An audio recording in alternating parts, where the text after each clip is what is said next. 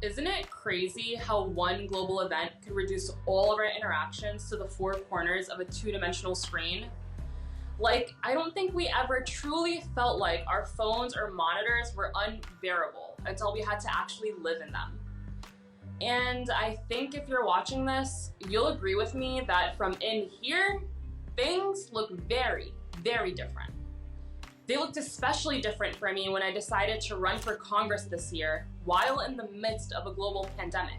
I've had the honor of leading MuslimGirl.com during the height of anti-Muslim sentiment. So probably just like you, adversity is nothing new to me. But now picture this. A young 20-something woman of color, an Arab one at that, who has never run for office before, let alone with the hijab on her head in the middle of a Muslim ban. I'm sure you can already imagine going up against the establishment with that hand of cards. Now, throw on top of it the first global pandemic of our modern world, and bam, the situation was dire. Our physical lives were literally shutting down. The moment demanded immediate action. So, with only days before the deadline to run, it was through our laptops and phone screens that we virtually organized the hundreds of signatures we needed to petition to get on the ballot. We had only submitted like 80 signatures by the time 4 o'clock hit, like manually. And I was like, no, I was like devastated. And then my campaign manager at the hospital right now, currently hospitalized, came in clutch last minute and forwarded everything straight to the office. How did he do that? What? I'm so confused. Was he I literally was about to start crying.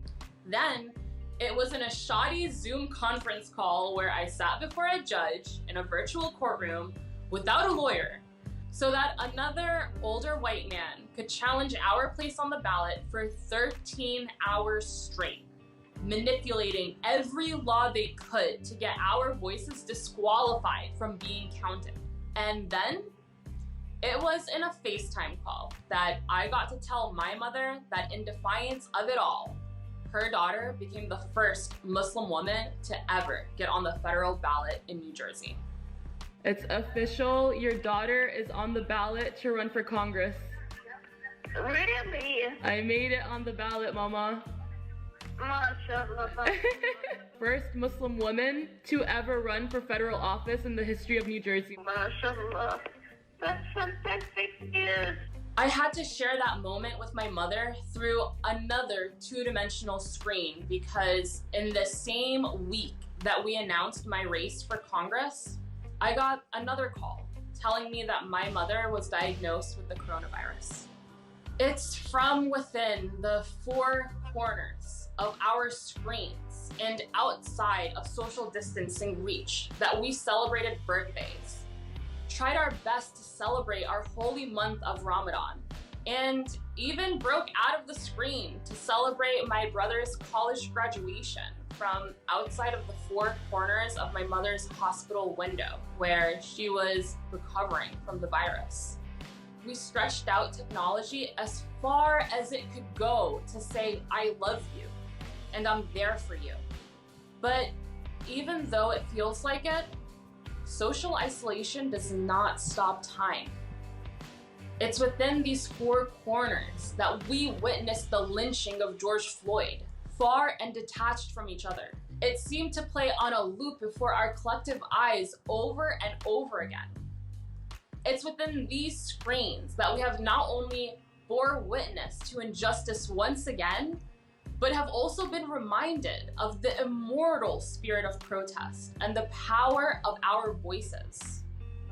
Even while apart, it's where we've been able to fight together, mourn together, stand up together, express our outrage, memorialize people and moments with hashtags, and process our feelings together with memes. It's where we've been able to chronicle in real time an unprecedented experience, trauma, and moment in time together. This year has made us painfully aware of the disparity between our country's top 1% and the rest of us. Because these very screens can live right inside our pockets. We've seen with our own eyes how the pandemic has brought to the surface all the inequity, all the injustice, and just the plain disconnect, and how real major issues have turned the lives of the most disadvantaged among us completely upside down. If we are all feeling the raw pain of being neglected and silenced, then consider this. If you are able to hear me on whatever device you're using right now, you, and yes, I'm talking to you right now, you are among the top 1% of the global population. The top 1% of the world. Of resources, of privileges, of access. We didn't bring us here. We didn't do all this, and it shouldn't have to be our responsibility. But what I'm saying is, if anybody is able to save the world, it's us. During my congressional race, I often took a brief moment in the mayhem to remind my team that we are all here at this place, at this moment in time, for a reason. I knew our fight was unlikely. We were going up against a 30-year incumbent, an establishment poster boy with only 3 months to run. He had millions of dollars in the bank from multi-billion-dollar lobbies. We had mere thousands from grassroots donations. The whole campaign would be during quarantine from start to finish. But this has never been about an election. This is about history. Because the pages of our daughters' history textbooks are being written right now. And with social media, technology like this, the tools are at our fingertips, and we're the ones, all of us, you, me, our entire Built by Girls community, we're the ones writing the pages this time. So when your future daughter asks about the civil rights movement of our generation, when she asks you about the pandemic that changed the world, the dark political climate that was desperate for the light, where were you? What were you doing? Did you get out the vote? What position were you playing?